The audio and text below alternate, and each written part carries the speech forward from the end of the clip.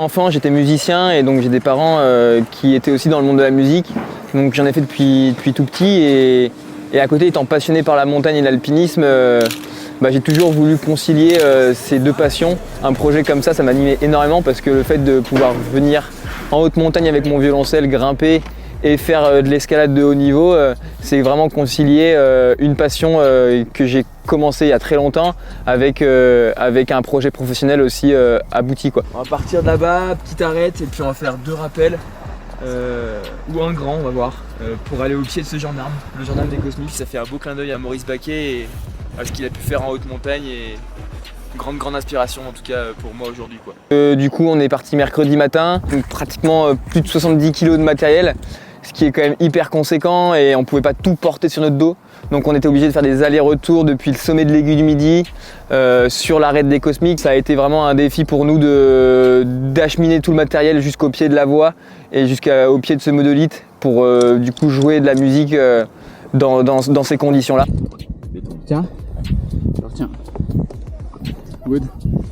Grâce à beaucoup de matériel, des cordes de 60 mètres, des rappels, des assureurs et plein d'autres choses, des tentes, etc., on a pu réaliser ce projet.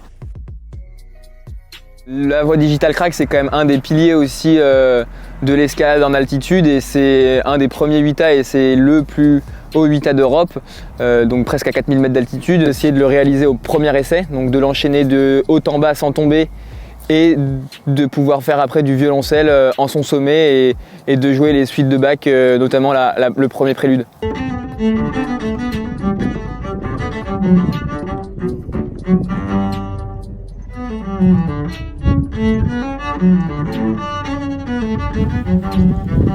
Jouer du violoncelle déjà à haute altitude, ça a été un vrai défi.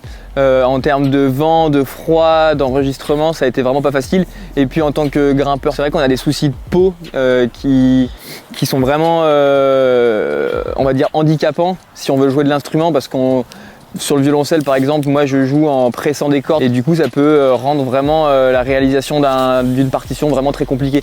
Donc le défi c'était vraiment de réaliser une voix très à doigt qui coupait les doigts dans le 8e degré à 4000 mètres d'altitude et d'enchaîner avec une suite de Bach au violoncelle en étant capable de jouer en tout cas le mieux possible l'œuvre. Donc ça n'a pas été facile, on a dû dormir sous la tente, on a pris un orage le lendemain matin, on est parti un peu à l'arrache à 3 h du matin pour pouvoir aller se mettre à l'abri au sommet de l'Aiguille du Midi.